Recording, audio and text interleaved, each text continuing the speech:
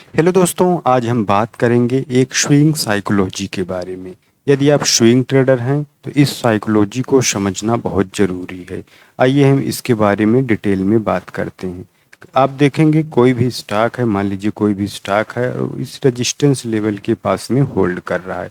थोड़ा टाइम बिताता है, टाइम बिताने के बाद ये जो रेजिस्टेंस लेवल है इसका ब्रेकआउट करता है। ब्रेकआउट होने पे most of the retailer entry बनाते हैं, लेकिन जो स्मार्ट मनी होता है वो नीचे से अपना पोजीशन बना के रखते हैं। तो उनको इस ब्रेकआउट के बाद, क्योंकि उनका पोजीशन बड़ा होता है, तो ब्रेकआउट के बाद रिटेलर यहाँ पे बाई करेंगे और वो अपना पोजीशन सेल करेंगे। अभी इसको हम आपको चार्ट में डिटेल में समझाएंगे।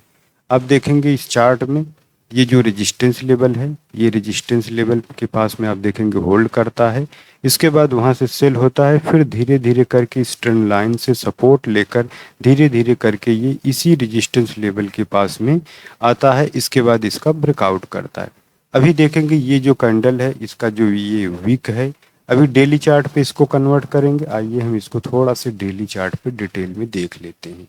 अब डेली चार्ट पे आप देखेंगे ये जो रेजिस्टेंस लेवल है यहाँ से सेल होता है, सेल होने के बाद फिर इसी लेवल के पास में जाता है, फिर से यहाँ पे सेलिंग देखने को मिलता है।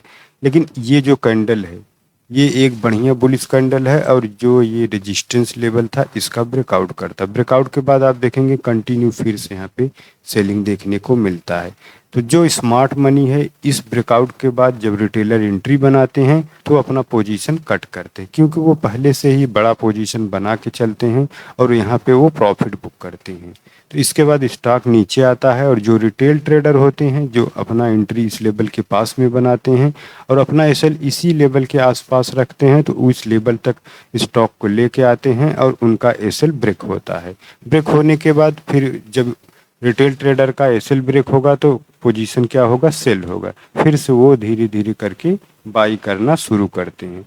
इसके बाद देखेंगे इस ब्रेकआउट के बाद फिर से यहाँ पे थोड़ा सा सेल होता है। जो रिटेल ट्रेडर हैं उनका एसएल ब्रेक होता है, फिर से ये स्टॉक ऊपर निकलता है। अब देखेंगे इस लेवल से यहाँ पे कंटिन्यू अपसाइड में मूव देखने को मिल रहा है। तो ऐसा इसलिए किया जाता है कि जो भी रिटेल ट्रेडर एंट्री करते हैं, जो स्टॉक को बाई किए हैं उनका पोजीशन काटने के लिए स्टॉक को नीचे लेके आते हैं और जब नीचे आता है उनका एसएल ब्रेक होता है तो यहाँ पे फिर से बिग मनी अपना पोजीशन बाई करना शुरू करते हैं। तब स्टॉक में एक बढ़िया रैली देखने को मिलता है। अभी इस स्टॉक में आपको ये चीज़ समझ में आ गया होगा। तो आइए हम वीकली चार्ट पे चलते हैं और करंट का सिनेरियो देखते हैं। अब करंट में देखेंगे ये जो रेजिस्टेंस लेवल है, आप देख रहे हैं ये रेजिस्टेंस लेवल है। प्रीवियस में भी इसी रेजिस्टेंस लेवल से ब्रेकआउट के बाद ये ऊपर निकलता है। ये रेजिस्टेंस लेवल है, इसी रेजिस्टेंस लेवल के पास में आप देख रहे हैं होल्ड करता है। होल्ड करने के बाद एक अच्छे कैंडल के साथ इसका ब्रेकआउट करता है। ब्रेकआउट ये सस्टेन नहीं होता, क्यों? क्योंकि अब जैसे ही ये ब्रेकआउट करेगा यहाँ पे रिटेलर एंट्री करेंगे और जो भी स्मार्ट मनी है, बिग प्लेयर हैं जो नीचे से अपना पोजीशन बना के रखे हैं, वो इस लेवल के पास में अपना प्रॉफिट बुकिंग करेंगे। अब देखिए यहाँ पे ब्रेकआउट दिखाते हैं, ये तो जो इस रिटेल ट्रेडर हैं वो एंट्री बनाएंगे और स्मार्ट मनी क्या है को अपना पोजीशन कट करेंगे और स्टॉक नीचे आता है। अब स्टॉक जब नीचे आता है तो जो रिटेल ट्रेडर हैं जो इस लेवल के पास में अपना ब्रेकआउट के बाद एंट्री बनाए उनका एसएल जाता है, फिर धीरे धीरे करके स्टॉक नीचे आता है।